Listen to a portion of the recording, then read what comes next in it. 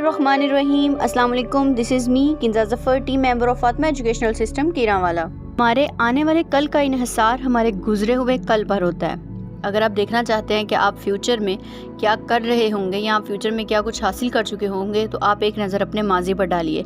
आप देखें कि कौन सी चॉइसेस ऐसी हैं जो आपने अपने पास्ट में की हैं और स्टिल वो आपके प्रेजेंट पे भी असरअंदाज हो रही हैं। अगर आपने पास्ट में बहुत ज़्यादा टाइम वेस्ट किया है तो आपका फ्यूचर भी उसी हिसाब से प्रोडक्टिव होगा। लेकिन अगर आपने पास्ट में बहुत ज़्यादा प्रोडक्टिव काम किए हैं, अपनी एबिलिटीज़ को अच्छे से यूज़ किया है, तो इसका मतलब कि आप अपने फ्यूचर को भी अच्छे से सिक्योर कर सकते हैं। यकीन कमज़ोर ही इसलिए होता है कि उसे मजबूत होने की ज़रूरत होती है। जब भी कोई इंसान नाकाम होता है तो वो सीखने वाला तो उस नाकामी को सीढ़ी बनाकर और भी ज़्यादा कामयाब हो जाता है। तो यकीन भी इसी एक सूरत में लिया जा सकता है कि यकीन कमज़ोर तब होता है जब एक गुंजाइश होती है कि उसको मज़ीद मजबूत होना चाहिए। देखिए, अगर एक चीज़ मजबूत है, एक अच्छे से चीज़ चल रही है, तो उसको कोई भी ठीक नहीं करेगा क्योंकि वो ऑलरेडी ठीक है। बट एक चीज़ में अगर कोई कमी बेशी आ जाती है तो फिर से उसको रीन्यू किया जाता है। जैसे कोई भी मोबाइल कंपनी है, अगर वो मोबाइल बनाता है, सक्सेसफुल होता है, बहुत ज़्यादा लोग उसको खरीदते हैं, तो वो उसमें कोई खास इतनी चेंजिंग्स नहीं लेके आएंगे। लेकिन अगर वही मोबाइल उसमें कोई मिस्टेक आ जाती है, कोई स्टोरेज का इशू बन जाता है या वैसे कोई बैटरी का मसला बन जाता है, तो वो उसको रीन्यू करेंगे, उसमें चेंजिंग्स लेके आएंगे क्योंकि उन्हें अपनी प्रोडक्ट को अच्छा बनाना है। तो सेम चीज़ ऐसे यकीन के साथ भी है कि अगर यकीन कमज़ोर ही तब होता है जब उसको मजबूत होना होता है। अगर वो ऑलरेडी मजबूत है तो फिर तो उसको कोई भी नहीं ना छेड़ेगा और ना ही वो चेंज होगा। मोहब्बत बोलती है, बतानी नहीं पड़ती। ये एक एहसास है जो खुद ही ज़ाहिर हो जाता है।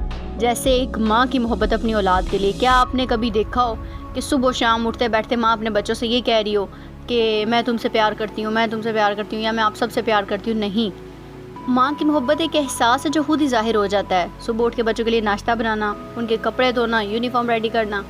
इवन के अगर एक बेटी है तो उसकी अपने माँ बाप के लिए हो सकती है।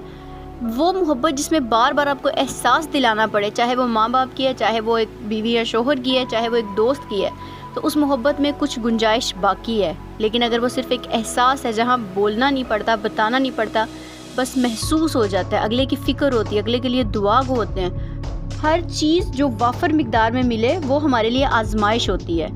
अगर आपके पास लिमिटेड सी चीज़ें हैं, लिमिटेड से रिसोर्सेज हैं, तो आपके लिए वो आजमाइश कैसे हो सकता है? क्योंकि आप तो उनको अपनी ज़रूरतों में इस्तेमाल कर लेंगे। लेकिन अगर आपके पास दौलत आ जाती है और वो इंतहा की होती है, आपकी ज़रूरत से भी ज़्यादा होती है, तो वो आजमाइश है आपके लिए कि देखा जाएगा कि क्या आप उसको अल्लाह की राह में इस्तेमाल करते हैं। वैसे तो ये कहा जाता है कि सदका ये नहीं कि जब आप दे सकते हो तो सदका करो, बल्कि सदका ये है कि आप उस वक्त में करो जब अगले को भी उतनी ज़रूरत है जितनी कि आपको है। आप अपनी ज़रूरत को नज़रअंदाज करके अगले की ज़रूरत को पूरा करते तो ये सदका है। लेकिन साथ ही ये पॉइंट भी सामने रखा जाना चाहिए कि अगर आपके पास आपकी ज़रूरत से ज़्यादा चीज़ें हैं तो क्या आप उनको वेस्ट कर रहे हैं या फिर आप उनको अल्लाह की राह में खर्च कर रहे हैं। अच्छाई की तरफ जाना ऐसे है जैसे पहाड़ पर चढ़ना, और बुराई की तरफ जाना ऐसे है जैसे पहाड़ से उतरना। जब भी पहाड़ चढ़ा जाता है या कोई ऊंचाई की तरफ जाया जाता है तो बहुत मुश्किल लगती है, बहुत मेहनत दरकार होती है। सेम ऐसे ही है, जब हम बुराइयों से निकलकर अच्छाई की तरफ जाते हैं तो बहुत ज़्यादा बुराइयां हमें जकड़ लेती हैं, हमें आगे नहीं बढ़ने देती।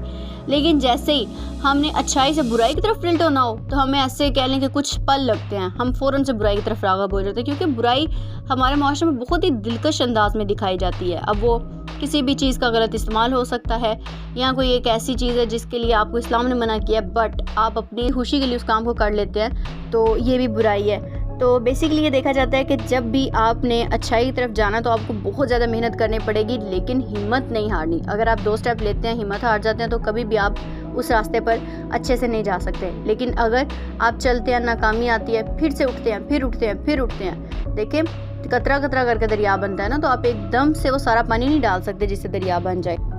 बड़ा आदमी वो है जिसकी सोहबत में कोई खुद को छोटा महसूस ना करे। यानी कि अगर एक इंसान एक महफिल लगाए बैठे हैं, सपोज कर लेते हैं, और उसकी महफिल में कोई हक़ की बात हो रही है, तो हर एक को हक़ हो कि वो अपने राय दे सके, अपनी राय का इजहार कर सके। ऐसा नहीं है कि एक इंसान जो है वो ज़ात पात को उनमें फ़र्क है या रंग नस्ल का फ़र्क है तो वो इसलिए चुप हो जाए कि मेरी ज़ात कम है तो मैं नहीं बोल सकता, या मैं किसी की कमज़ोर नस्ल से हूँ तो मैं नहीं बोल सकता, या मेरी उम्र कम है तो मैं नहीं बोल सकता। एक बड़ा इंसान सबको इक्वल राइट्स देता है जो कि बजा है। यानी कि आप सबको हक़ देते हैं ये राय देने का कि आप अपना पॉइंट ऑफ व्यू शेयर करें, आप अपने जो राय है वो दे सकें, تاکہ اگلے انسان میں بھی اعتماد ہے، آگے جا کے وہ بھی بڑا انسان بن سکے۔ بہترین مزاج کی ایک نشانی یہ ہے کہ کوئی دوسرا شخص جب آپ سے بات کرے تو جھجک محسوس نہ کرے۔ اگر کوئی آپ سے بات کرتے ہوئے جھجکتا ہے کہ پتہ نہیں اس انسان کا ریئیکشن کیا ہوگا، کہیں یہ فوراً سے میری انسلٹ نہ کر دے، مجھے ذلیل و خوار نہ کر دے، تو آپ کے مزاج میں کمی ہے۔ لیکن اگر آپ کا مزاج ایسا ہے کہ آپ سے ایون کہ آپ کو تنقید کرنے والے بھی ڈائریکٹلی آپ کو اس سینس میں کہہ دیتے ہیں کہ چونکہ اس بندے نے آگے سے ہمیں غلط بیانی نہیں کرنی ہے، ہمیں بے جا غصہ نہیں کرنا، تو وہ بھی اپنی رائے کا اظہار کر دیں۔ اس میں بہترین مثال ہمارے لیے حضرت محمد صلی اللہ علیہ وآلہ وسلم کی ہے کہ بے شک سب ان کو کفار بھی صادق اور امین کہتے تھے۔ کیوں؟ کیونکہ ان کا مزاج، ان کا کردار ایسا تھا۔